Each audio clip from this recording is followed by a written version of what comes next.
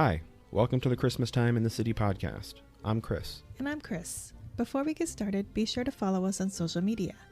We are Christmas Time in the City podcast on Instagram and Facebook, and at Xmas in City Pod on Twitter.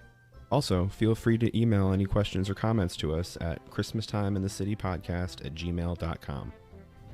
So for this episode, we wanted to take some questions from listeners. So we reached out on social media, and we got a bunch of questions. So we're going to go through a bunch of them and talk a little bit about them. I think they should be pretty interesting. Yeah, and I think that you'll get to know about us a little bit more as well as we go along. Yeah, I think that's also a helpful thing. So we're going to get right to it. Here's the first question. This one is, when do you put up your Christmas tree? Ooh, we've been talking about that this year, about maybe putting it up even earlier. But normally we put it up the day after Thanksgiving. We go and actually go out of town. We drive maybe either to New Jersey or a little bit north in New York, and we go and cut our own tree down. Mm-hmm. So we've done that for the last couple of years, right? Yeah. It's been fun. It's much different than how we've gotten them in the past, whether it be like from Christmas tree stands or buying like the artificial ones in the store. It's much more of an authentic experience. I like it quite a bit. Yeah, I like it too. You get to be on a nature one, which is fun. And just going to pick out your own tree is pretty cool experience. Just looking at them all and deciding which one you're going to take without it being, pre-chosen for you. But yeah, in the past, it's been kind of cool to get a tree in New York City before we had a car here. We came from a place where it was more like suburban kind of thing back in the day, where you would go, there'd be tents like all around the place that you go and just pick out your tree. So when we moved here, we didn't really know how we were going to do it. There were definitely stands out and about, but you didn't have a car, so you had to figure out how to transport it back to your apartment. We had a grocery cart that we decided to use, and so we wheeled it. I would have to say maybe it was like a 15-minute walk, 20-minute walk to where we found a Christmas tree stand and loaded it up in our little grocery cart and wheeled it back home. Yeah, it was definitely fun. Yeah. I remember there was one year where, because it is so hard to live here because it's so expensive, we had absolutely no money for anything. And I was working in a building that Martha Stewart's offices were also in the building, and they had a Christmas photo shoot or something, and afterwards they threw away a bunch of decorations like Christmas trees and a bunch of other stuff, and I grabbed one out of like the dumpster on their at their office and took that and brought that on the train home. Yeah, I think that might be one of my favorite trees. Not necessarily the tree itself, but The smell of like the trash. No. It was because I didn't think we were gonna have a tree that year, and I think we were thinking of other ways to create some sort of tree or have like not even a fake one, because I don't even think that we got the fake one at that point. But I didn't think we were gonna have one at all, and then he came home with this tree that he got from work for free outside, and it worked for us, and it made me happy that we actually had a tree that year. Yeah. This next question probably should have been the first question, but we should probably tell listeners about ourselves and who we are and where we came from, so that they know that we're not just friends or whatever, that we actually have a background together. Yeah, I guess so. We didn't just decide to start a podcast. No. Yeah, so we are married. Mm-hmm. We've been together for quite a while. We celebrated our 10-year wedding anniversary last year, where it was around. So we're going to celebrate our 11th anniversary. 11th anniversary in a week. And guess what? Next year, 12. Yeah, but 10 years is a big milestone, and we went on a cool trip. We did go on a cool trip. We went to Seattle, and then we went up to Vancouver and to Whistler, and just kind of started off our holiday over on the West Coast. We had basically like a planes, trains, and automobiles type of themed vacation, in the way that we took a train there and took a bus at one point and rented a car in Vancouver, and we used a bunch of modes of transportation to get there. It was all fun. It was nice to drive up, especially it was around this time of year, November-ish. So it was fun to kind of drive and see the seasons change and get up into the mountains and see gigantic mountains that they're up there. Yeah, the mountains on the West Coast are very different than the East Coast. Mhm. I love both of them, but they're definitely very different. So we are married. We've been together for quite a while on top of that. So all together we've been partners for 18 years. Yeah. So quite a while. So that's a little bit about us. There's some more questions about us coming up later on, but we'll leave those. I guess we can do this next one that kind of goes with it. How long have we been living in New York City? Ooh. Yeah, so we moved here. It'll be 9 years. No, it is 9 years. It was 9 years on Halloween. 9 years on Halloween. So yeah, we 9 drove years. up the day after Halloween from Central Florida. Mm-hmm. Yeah, we lived in Orlando for 8 years before we moved here. And then We moved drove up all the way to not be in Florida anymore. Yeah, we wanted to enjoy the seasons the way they should be enjoyed. Yeah, and Christmas in New York is like no other. And the fact that we moved here in November, I think was really helpful. Because living in New York can be really difficult. But the fact that we moved here in November and we got to experience the holidays here, it really helped us get through that hump of, you know, a new place, new jobs, new experiences. And there was one of the biggest blizzards Mm-hmm. that happened when we first moved here. So coming from Florida, and I'm from Florida, born and raised in Florida. So snow is a bit foreign to me. I've seen it before, but never experienced it like that, especially never lived in it. And that was a pretty intense blizzard. They didn't have plows out in the streets, nothing. I remember having to walk to work basically in like hip deep snow in the middle of the street, just trying to get to work. It was quite an Mhm. experience. Yeah. Working in retail is tons of fun. Yeah, you better get to work during that snowstorm. Someone might need to buy a sweater. Yeah, like Kristen mentioned, she's from Florida. I was born in Chicago, the suburbs thereof, and then when I was 2, moved to Miami and spent most of my summers and most of my winters, or the holidays at least, in Chicago with my grandparents or my family up there. So I was more accustomed to snow, and I definitely had some white Christmases, which are always really fun to think about. And some of my better memories of the holidays are those Christmases hanging out by the fireplace and having the snow coming down outside. A lot of those things were familiar to me, which made it easier, especially during the holidays, because it can be kind of difficult, especially in a new place where we didn't really know anybody and had zero money for the most part, because moving is expensive anyway. Moving to New York is just crazy. And so we ended up doing a lot of things that we had done on vacations prior to or coming up, or things you see on TV a lot, whether it's like TV Times shows Square or or Times something. Square, absolutely, or Mhm. like you see like people hanging outside of the Today Show and stuff, and just like going and hanging out at Rockefeller Center. Like that's what we would do on like any given day, because that was what we were familiar with. Even though we lived in Brooklyn, which was probably an hour away at some of these places, but it was still all we knew, so that's what we did. Yeah, we lived a lot closer to the city when we first moved here. We lived in downtown Brooklyn, so it was literally one stop on the train to get to Manhattan. So it was a little bit easier, and we were definitely in the city a lot more. But then as we've lived here, we've kind of moved further and further into Brooklyn in a few different neighborhoods. But yeah, we still like to venture out and go to the city, especially during the holidays. There's nothing like Manhattan, Fifth Avenue, the windows, all the things that we basically started this podcast to talk about. So that's one of the main reasons we wanted to start this podcast, is because the holidays here are so different, and they definitely have a certain feel to it, something that I have never experienced anywhere else. Yeah. And I think that's it. So let's get to the next question. When is it okay to start listening to Christmas music? Well, in our house, it's all year, basically. Not all year. Most Just of sprinkled. it. It's just sprinkled throughout the year. True, sprinkled through the year. But when we definitely start getting into it more, I would say September we start listening to it, maybe a little bit more often.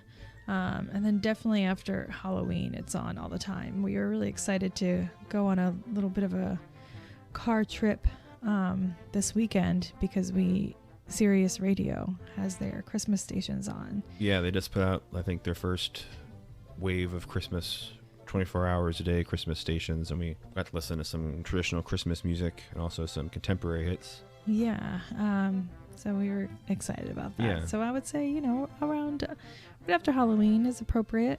We're getting ready for the big ones. Yeah, The big holidays. it should be said, I think, that it's totally up to you. If you want to listen to Christmas music all year long, absolutely do that all year long. If it makes you feel good, then who cares? I know there's a lot of people that hate on Christmas music, and when they hear it in the stores too early, or they'll see Christmas decorations too early, it's like, oh, well, who cares, man?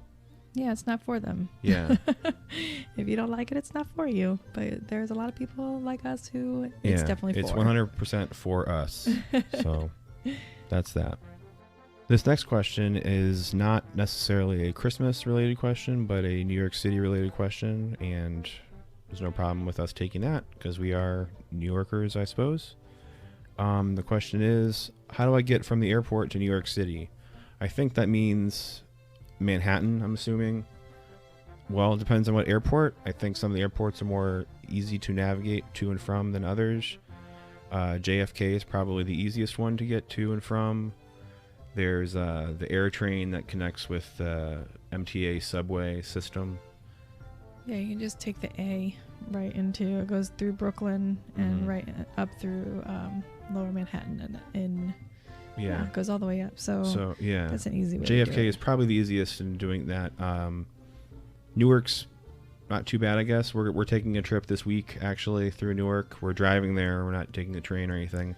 Yeah, I would assume the only issue would be getting from the PATH train, which is the train that travels from New Jersey to New York, and then having to switch over is probably a lot more switching than some of the other options. And then LaGuardia is pretty much I think it's buses the entire it just way. Takes, you just have to know what bus you're taking to get into the city. I would probably recommend not doing LaGuardia. In fact, a lot of our relatives have come into town, and we always kind of steer them away from LaGuardia. Yeah, we usually do JFK. LaGuardia usually has a lot of more cancellations, a lot more traffic. They're always under construction. So until they can get it together, I would definitely steer clear. And also, like we said, JFK is way easier when it comes to public transportation.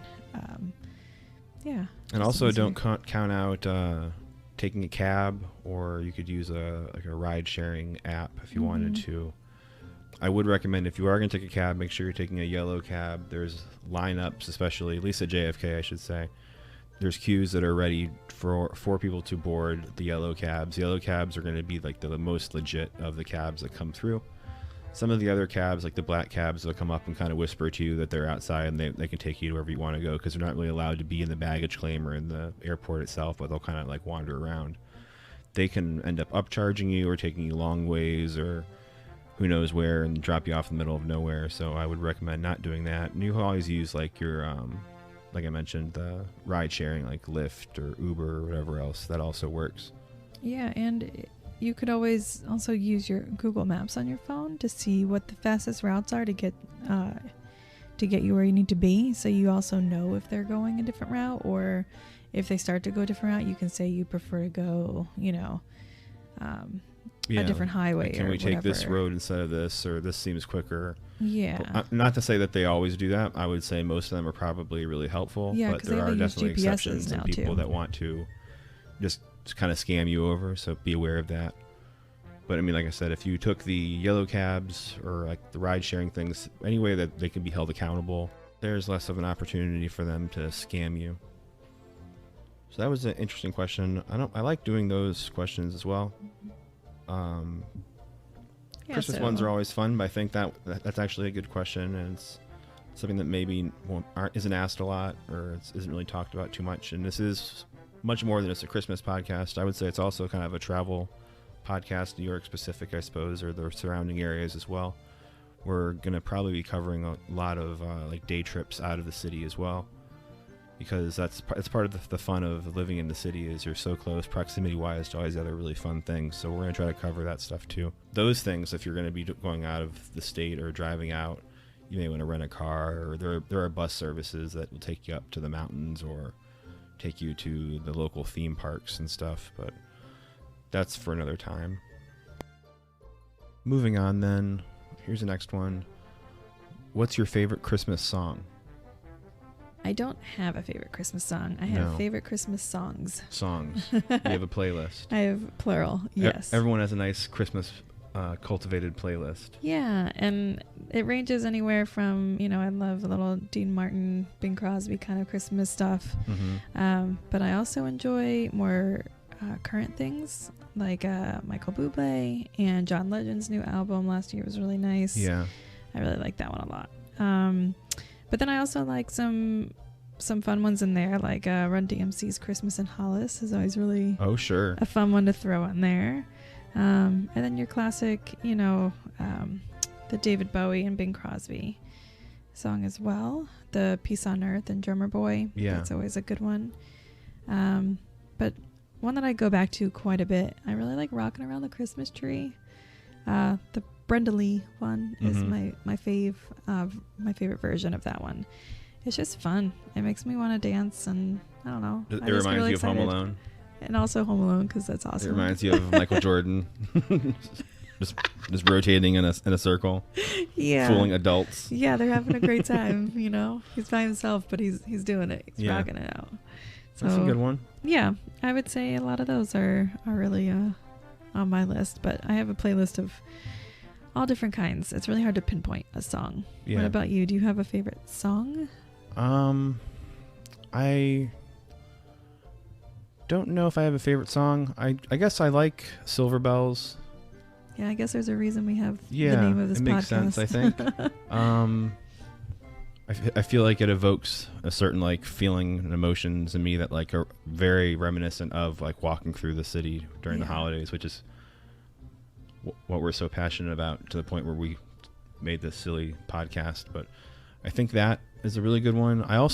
This is a good opportunity. I wanted to call out Dwayne from Tinsel Tunes podcast. If you don't know Dwayne's podcast, it's one of my favorite Christmas podcasts. He goes into detail about all kinds of different Christmas songs. And I don't remember which episode. It was a past one from a little while ago, but he mentioned that he did not care for the Bare Naked Ladies Christmas album. I think the song specifically was the one with Michael Bublé about the called Elf's Lament, which is a fantastic song. And I would say It's so good. I would say the album itself may be up there with some of the better Christmas albums that I are would available. definitely agree with that. So I really think like that if album. he's listening to this, which I'm sure he will be at some point, I'd love for him to revisit it and let me know what he thinks about it, because there's some really good songs on it. There's The Crosby, Stills, Nash and Young, hello. yeah, that's a really good. I think it's Deck the Stills or something like that. But it's so good. hilarious. Anyway, that album. But if I had to pick something besides the whole album, I think it would be Silver Bells. And then on to the next one.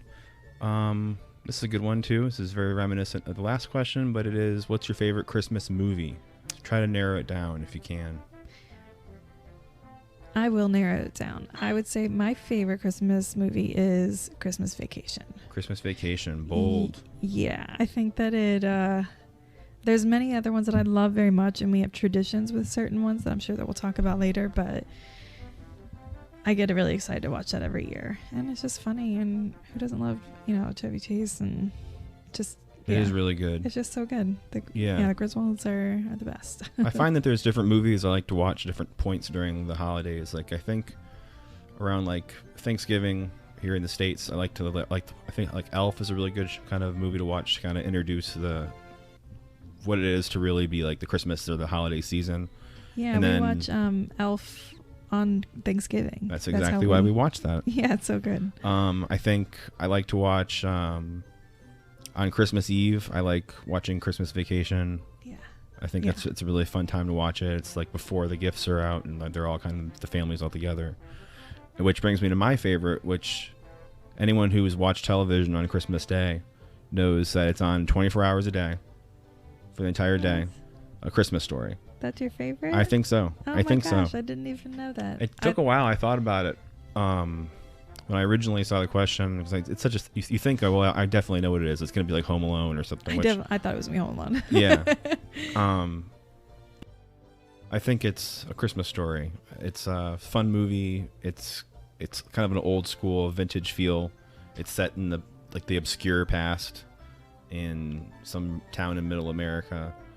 I just like it. I like it a lot. So that's that. Did you see yourself as Ralphie though? I mean, you were a young boy wanting a toy that you weren't allowed to have, you know. My parents were divorced. I got every toy I wanted. But that was not a problem for me. Sometimes I would have duplicates for both houses. Oh gosh. It's fine. Anyway. Next question. What is your first Christmas memory? Oh dear. I wish I could have thought of that one. Yeah. Luckily, I'm the one that read all the questions earlier, so I know all mine. First, so I'll then. go first, and you can think about it. Okay. Like I mentioned earlier, most of my holidays and Christmases were spent in Chicago or Illinois with my grandparents and my family, and we had this tradition on Christmas Eve. It's a pretty big family, so it was hard to kind of wrangle us all together, but somehow we ended up at my grandparents' house on Christmas Eve, and we would all kind of gather around towards the end of the night, and we would read all together. We would read The Night Before Christmas, not like in unison, but we would all take turns reading like different parts of the story. And we had probably about like 15 books that were all just kind of ratted out, and they'd seen probably 100 Christmases beforehand, and we all just would kind of do our best to read them. And yeah, I think that's one of my favorite memories. So much so that just a couple months ago, I actually ordered a couple copies on Amazon to have here to hopefully try to start doing that. Yeah, I mean, that's something that we also didn't mention, but we have a 5-month-old. Yeah, and this right is a now we have a tradition that we're 5-month-old baby as of 2019. Yeah, and so this is a tradition we're going to start with him because you enjoyed it so much. Yeah, I doubt he'll be able to read it this year. He's pretty smart. He's very advanced. The pediatrician says he's very advanced, but that's for another podcast. Oh, man. That's great. So what's yours? What's your favorite or your first Christmas memory? It's really hard to think of what my first memory is because it kind of all blends together at some point. Yeah. But I could tell you some of my favorite memories, and they didn't really happen until maybe I was maybe around like 12 years old or so. It was when my mom remarried, and he was pretty much the guy that raised me, and yeah, he was amazing. But a lot of my memories have to do with his home and with him. One of the first ones I remember, I think it was my first Christmas at his house. It was me and my sister, and we were waiting not patiently on Christmas morning to get to our presents, but we had to wait for them to wake up to get to our stuff. So we were just creeping around the corner. They even put like a little child gate up, so if we tried to climb over it, they would hear us.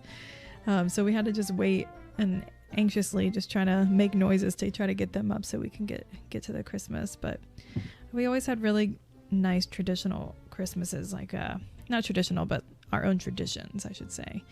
Christmas is full of tradition. Yes, it's full. But Florida Christmases, we should preface, is also that. Yeah, I always had lack Florida of snow, Christmases. Wearing shorts. Wearing shorts on Christmas. I always got sweaters too, Yeah. and I always wore them, and I'm sure I was sweating. Yeah. But I didn't care because I loved There's really, wearing them. as far as winter goes in Florida, you get maybe like one chilly morning in January where it's like 50 degrees and everyone brings out their like puffy starter coats and wears them. And then by lunchtime, it's 75 again and everyone's sweating, holding their jackets. Yeah, but a lot of people like that, so can't really knock it too much because Yeah. people live there for a reason. And I grew up in it, so I didn't think anything different. You know, I thought it was great. I always had really enjoyable Christmases. There was even a moment in my past that we had a fireplace in our house, and I don't understand that because who needs a fireplace in Florida? Yeah. But it was beautiful. Who cares? Yeah, so I would say my memories are of that. And another memory I have, after we would go to church, it would be my mom and me and my stepdad and my aunts and uncles and cousins. And afterwards, we always went to like a diner, whether it be like an IHOP, Denny's, or, you know, a generic version of that kind of thing. And there was one year where my stepdad decided to get like every flavor milkshake for some reason. And I thought it was like the funniest thing ever. He just, every time he finished one, the waitress would come over and he would just order the next flavor. So he didn't order them all at once. No, like a flight of beers. You like a flight of milkshakes. That sounds really good. I would love a flight of milkshakes. You got to find a place that serves flights of milkshakes. Yeah, next mission, a flight of milkshakes. But yeah, those are some of my Christmas memories. They were just really happy times, and always warm times with my family. Okay, so here's the last question for this mailbag episode. What do we do for a living? I work in the nonprofit sector, and I deal with people from the community, but I also get to work with the film and television industry, which I think is really exciting and fun. Where I work now, I work more with individuals and participants and help them get into the industry. But before that, I actually worked at a nonprofit prop house, which I can get into more detail about in future episodes.